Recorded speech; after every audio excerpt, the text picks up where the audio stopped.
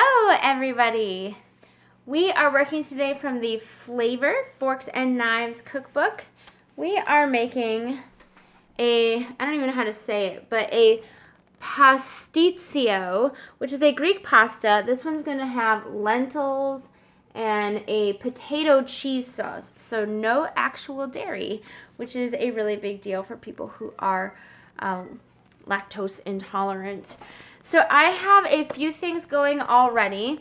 I have started a pot to boil noodles, and I've started to heat my Dutch oven.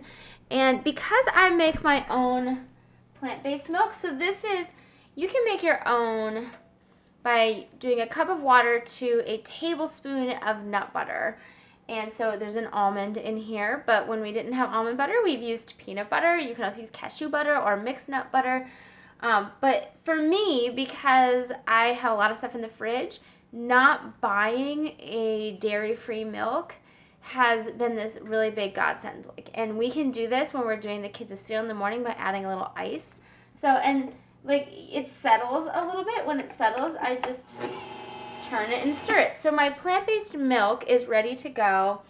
And what I'm going to do, so I'm actually tripling this recipe, and for you, I'm going to do some of, I'm going to do one batch, and then I'm going to also be doing some of it cooking as if I'm doing all 3 batches. So I'm going to prep this onion, garlic, lentil-based action in one, and then the one that requires just like the pasta and the sauce, I'm going to do one and show you, and then I'll do the other one second.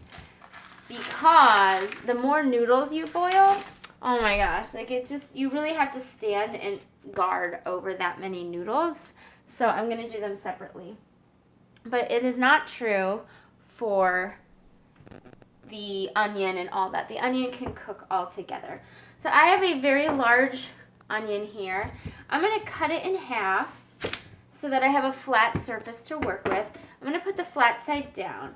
And I have this knife that picks up the food as I go, so I make my slit and then I hold that piece down before I slice for the next one. So I go all the way to the end, and these are maybe 1/2 of a 1/4 inch. They're small because I'm creating diced. And then I flip it, I turn it a 1/4 turn, and then I make that same cutting motion down the other side. And it's super fast. When it gets to be small, I flip it to a broader flat end again, and then I keep going now. I will tell you, I am horrible with a knife. I am so good at cutting myself. I do it 4 times a year. I probably cut myself really bad, and I have to wear Band-Aids, and I have to regrow nails and the whole bit. So when I talk to you about knife safety, know that I have not had a good track record with these things. And it doesn't matter. Sharp knife, dull knife, I've done it all. So thankfully I still have all of my fingers. May that continue to be the case. So when that gets a little smaller, I flip it to the wider flat end again, and I create those dices. So this you'll also notice, when you watch a cooking show, right, they have all of their ingredients already prepped. They've got their onion already diced, they've got their garlic already minced, and so everything just goes in the pot, and you kind of watch this, look how easy it is, without any of the, I had to actually prep this onion. So when I prep the onion, I cut off the butts, the end, and then I create a little slit on one side so that I can get to the skin, and then I can peel it from there most of the time. I think how much of the peel comes off, I have relatives that they don't waste anything, and so they will really get to the thinnest layer possible of removing the skin. So I'm going to cut it in half again, turn it flat side down. I am somewhere in the middle of being a saver and a person who's interested in getting things done. So I think you have to figure out who you are and what you're comfortable with, and there's absolutely no judgment from me. I understand moving fast, I understand saving, and it's all around in there. And I feel like some days I'm going to make a better choice than other days, and I need to know that about myself. Now, one thing I should tell you, with this onion that I'm putting into this Dutch oven. So I don't think I've mentioned it yet, but we are working for a low oil diet. And so I am not sauteing this onion and garlic with oil. I am putting a 1/4 cup of water per serving. So I have 3/4 cups of water to go with all of the, because remember I'm putting this all together with one that I'm making for someone else. So you're basically steaming. They still call it sauteing in these plant-based cookbooks.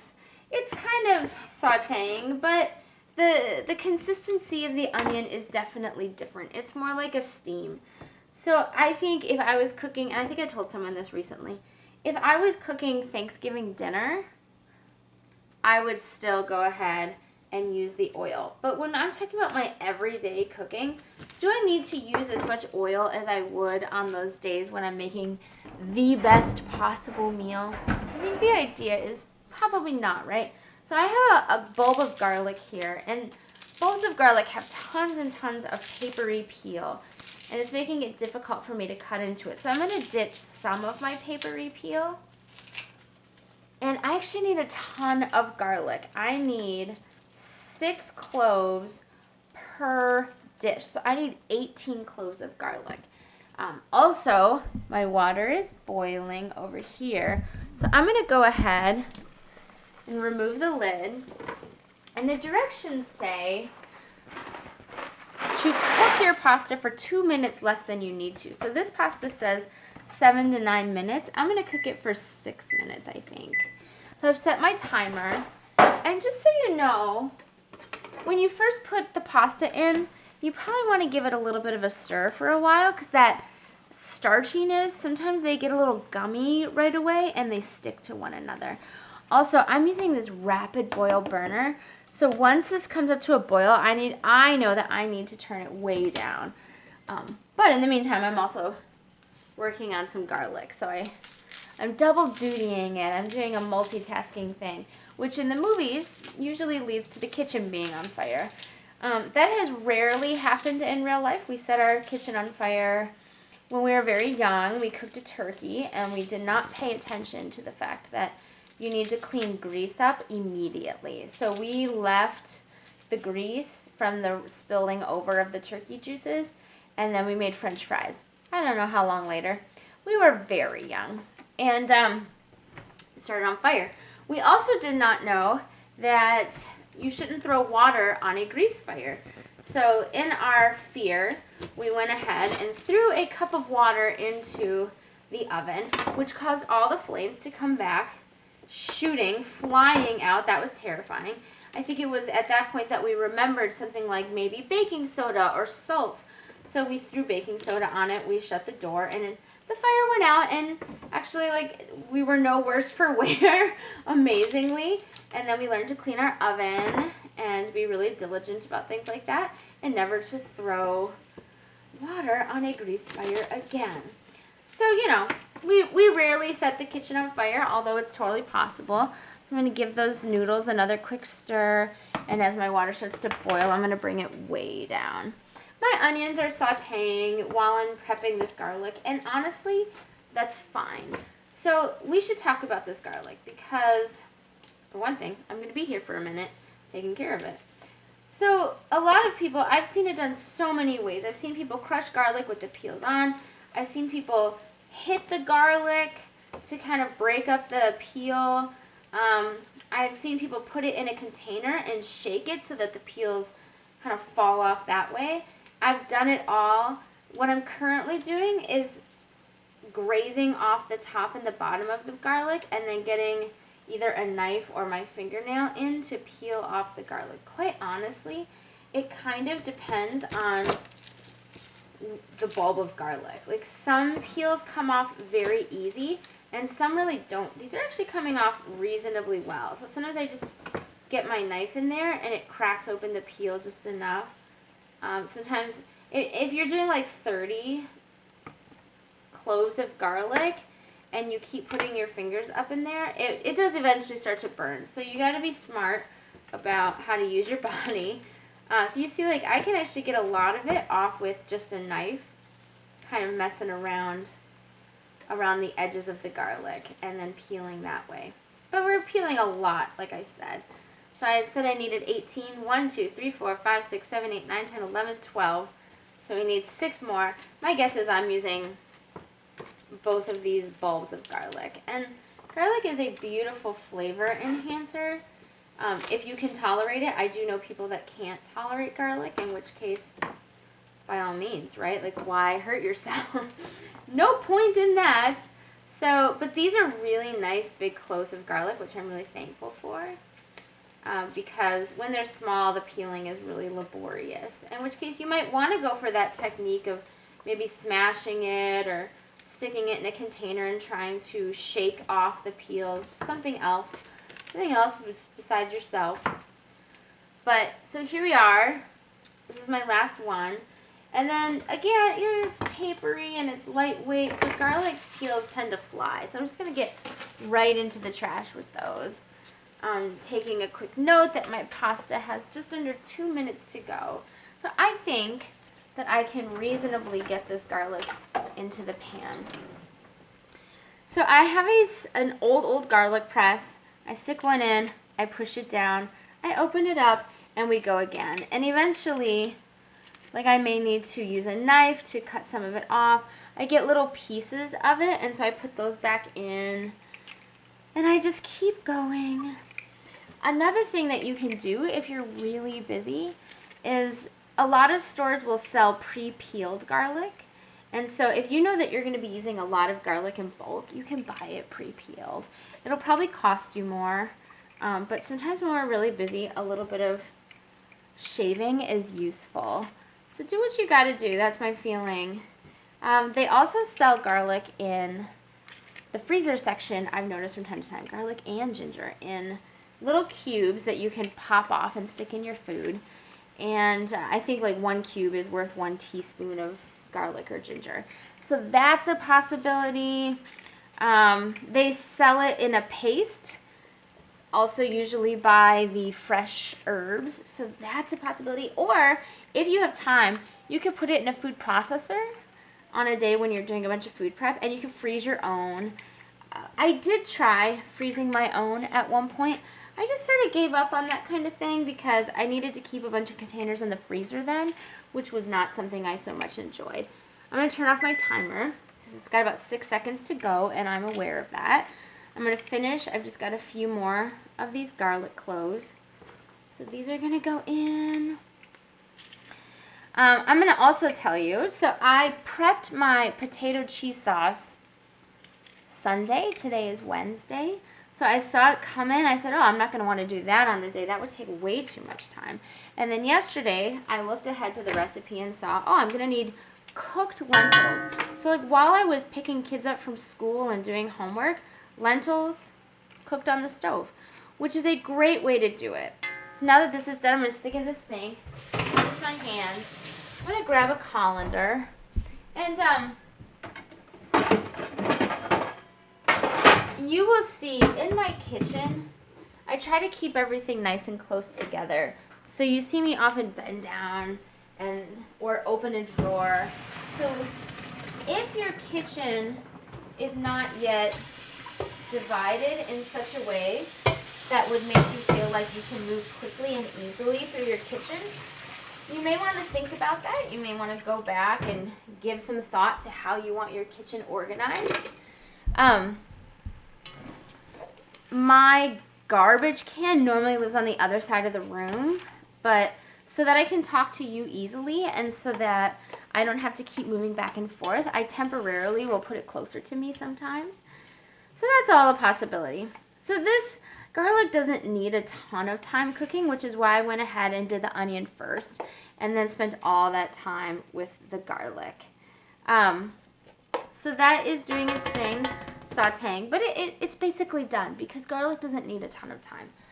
So if I'm looking at my recipe, I'm also going to preheat my oven at this point to 375 because this is also going to get baked. And the great thing about things like that, you don't have to be doing anything while it's baking. By the way, the aroma, onion and garlic is so amazing. So my onion and garlic is in there. The onion is tender. So now we're going to add the tomatoes, the lentils, the lemon juice, and a bunch of spices to this. So normally I have learned I need to keep my cookbooks away from my food, but just so that I can move a little faster. So this recipe calls for a 28-ounce can of diced tomatoes. And as you know, I am making 3 batches. So I have these 15-ounce cans here, which means I need 6 cans of tomato. It's a lot of tomato. This is sort of a layered pasta dish. They describe it as being akin to lasagna in the Greek world. And so you're going to do a layer of pasta that has all this cheese sauce mixed in. And then you're going to have in the middle this hearty layer of tomato lentil. And I'm guessing, like, if I wasn't doing the whole plant thing, that lentil would be replaced with beef or lamb or something like that. So I'm almost there. This has to cook for a while, is my understanding. You have to let some of the juices come up out of the tomato. So that's all in there, the tomato. I have a nice big spoon that I can go ahead and whip around in there as that's cooking. And I can't wait to show you this cheese sauce when we get to it. It's really interesting. I'm kind of new to cooking with fake cheeses. So they make feta out of tofu. They make sour cream out of tofu, lemon juice, and white wine vinegar. I've just been learning all these things and having a great time doing it. Oh my goodness. So my tomatoes are in there. I need to add lentils. And this is a ton. So it calls for 3 15-ounce cans. I'm guessing this whole thing is going in there. But if I were to think of a cup and a half being 1, that's kind of where we'd be at. So I'm on, that's like 1, 2, 3. I'm guessing this whole thing is going in. 4, let's say 4 cups per serving. 1, 2, and this, like, again, for a triple batch, 4 cups was a bag and a half of lentils. So they're sold. Yeah, I can pretty much count on this whole thing is going in here. I don't need to keep measuring. And anyways, I gotta be honest, even if I had a half a cup left or something, what am I gonna do with that? Like, nobody wants, if I go to my kids like, here, would you like some plain boiled lentils? The answer's gonna be no. I know that for sure. So I've got my lentils. They're cold because they just came out of the fridge. So they'll need to warm up in this sauce.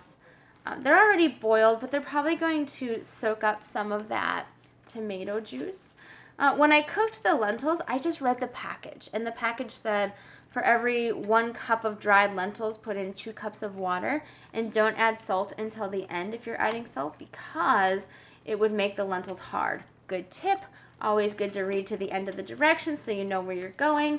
I frequently don't do that kind of thing, and I regret it.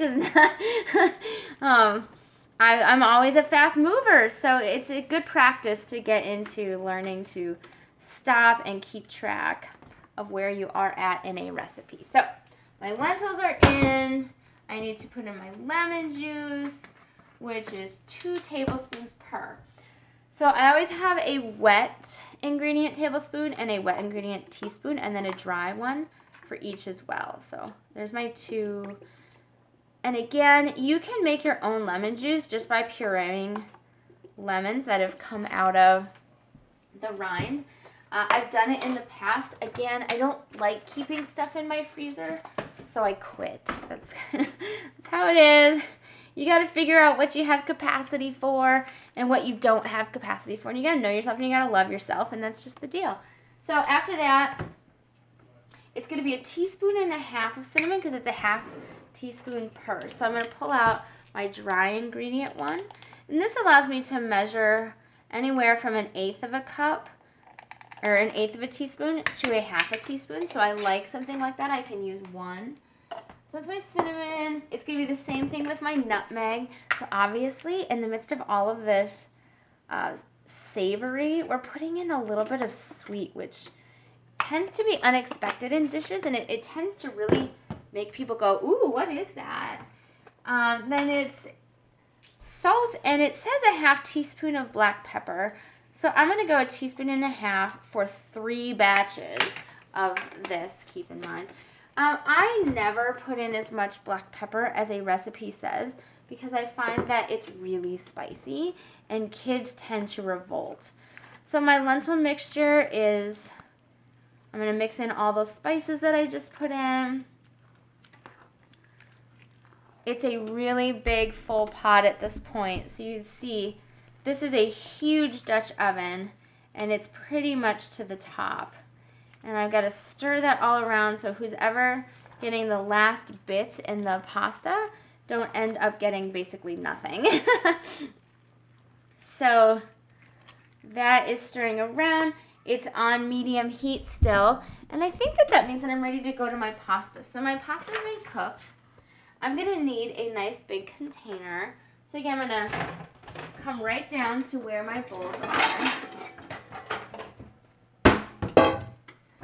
So combine the milk, nutritional yeast, and flour in a medium bowl, whisking and stirring to break up any lumps. So again, I'm going to just give this a quick turn.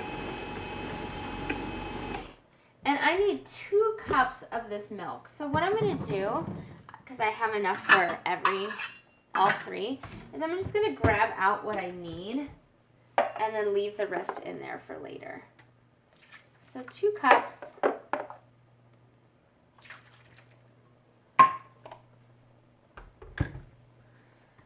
Then it's a 1/2 cup of nutritional yeast. So in whole plant cooking, nutritional yeast is often used as a replacement for the cheese flavor. I do have friends that are allergic to nutrition or baker's yeast, which may also be nutritional yeast. So you want to be careful even when you think that you're trying to cook healthily. You can find that different people have different troubles, and you have to kind of keep all of that in mind. You could honestly do it without the nutritional yeast if you needed to. Maybe you would substitute vinegar. You're looking for something that gives a little bit of tangy, salty flavor, which nutritional yeast does. But I'll tell you, nutritional yeast does not smell anything like cheese. So I've kind of had to adjust to the smell. So that's a lot. You don't normally, in most recipes, you might use 2 tablespoons of nutritional yeast. But again, we're replacing cheese this time around. And then it's a 1/4 cup of rice flour. So I have a rice flour blend that I make ahead of time. And my rice, it's a brown rice, a sweet rice, and a tapioca. So that's just how I do it. So there's that. And then I'm going to grab a quick whisk and do what they ask. Break up the lumps, really incorporate that flour. You're essentially getting that so that you have a thicker sauce. It's going to go with your pasta. So bring that all the way around. And then it calls for a double recipe of this potato cheese. So let me show it to you. It's huge. So this is, I think, 6 pounds of potatoes mixed in with nutritional yeast and vinegar and lemon juice and stuff like that. So I need a portion of this to go with this particular. I'm basically dividing it in thirds. So I'm eyeing it up, making a good guess as I do this. But the potato cheese is going in. It's going to make your dish creamy. And there's something that I've noticed, when I make mac and cheese in the whole plant way, so it's vegetables that get pureed with this nutritional yeast, it doesn't absorb into the pasta like milk and cheese does. So you still end up with kind of a nice texture. And in fact, the woman who wrote this book says that this is her favorite recipe.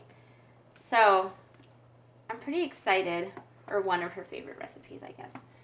So they told me that this would get thicker in the fridge if you put it in there. So it's a little thicker than it was when I put it in. Not horribly, but I'm going to go ahead and do what they say. Whisk it around. Get rid of any of the lumps. So this is nice and thick. And I'm actually going to tell you now, we're really close. So 25 minutes in, we're about ready to put everything together. really exciting. So I've gone ahead and put my cheese in, add to the bowl with pasta, and stir it all to combine. So you were here when we drained the pasta. I go ahead, it's a pound of pasta. So I'm using a chickpea pasta. These tend to come in 8 ounce containers. So I'm using 2 boxes of chickpea flour or chickpea noodles. But again, if you're using regular pasta or something, you want to check just how much it is. If it was 12 ounces in the box, as some boxes are, I probably wouldn't have gone ahead. So my oven is ready to go. And so what we've got here is just a really creamy noodle that's got this potato cheese. And what's going to happen is half of this creamy noodle is going to go on the bottom of the pan. And then we're going to do the lentil mixture in the middle. And then the rest of that pasta goes on top. It's just this one layer deal. Pretty exciting. I can't wait. I can't wait. And my kids, I'm so excited because they're going to actually like this dish. So it says exactly what I just told you. So here's my pot. Now in this non-oil world, I will tell you, I go ahead and I add cooking spray to the bottom of my pans because I am not all about standing at the sink scrubbing to death for hours on end. I just don't want to do it. So I'm going to make a nice layer on the bottom, trying to be mindful that I need about half for the top. This is a really deep dish, so it may not come all the way to the top of the dish, and you just want to let that be okay with yourself. And because I have this huge batch, if I had only made a single batch, I'd probably just go ahead and dump. But I have way more than a single batch. So I'm going to come over here, and I'm going to try to estimate a third of this pot to put in here. So, you know, what I'm doing right now, making a triple batch, say that you don't have a big family, but you would like to cook healthy. One thing that you could do is make double batches like this and freeze a meal. So that, you know, maybe another day you come home from work and you put that in the sink to thaw while you were gone, and now, or another thing that people do with this particular dish is they bake it and then they put it in the fridge or possibly even the freezer in sections. So you could say like, oh, I'm going to eat one of these for dinner tonight and one for lunch, but then go ahead and freeze the other sections and have them for different times. Totally a possibility. So I think that's probably what I'm looking for. So that's my second layer. I don't want it to put too much because pachoo! And then I take my pasta, whatever's left, and it's gonna layer right on top. So I don't have to handle this with kid gloves. I just have to get it in.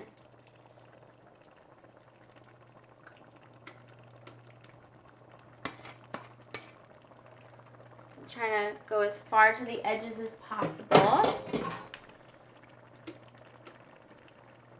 so that I mostly cover up that lentil. And then before I put it in the oven, I'm just going to take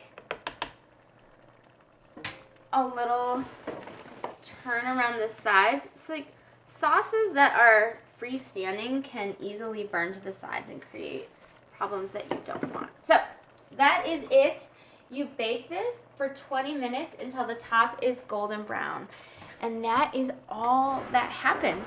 So this is a huge serving of Pastitsio. And again, I don't know if I'm saying that right, but that's how it's done.